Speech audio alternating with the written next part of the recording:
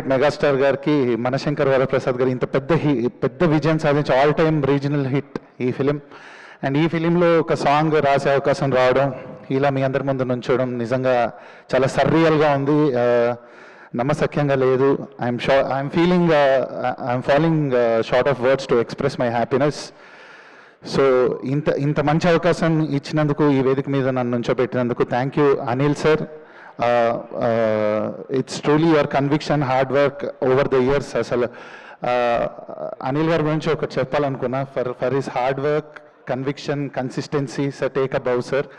So and అలానే my friend and my brother Bheems అన్న, thank you so much for giving మీ ఇంత మంచి opportunity to share a song with all my favorite lyric writers in this movie.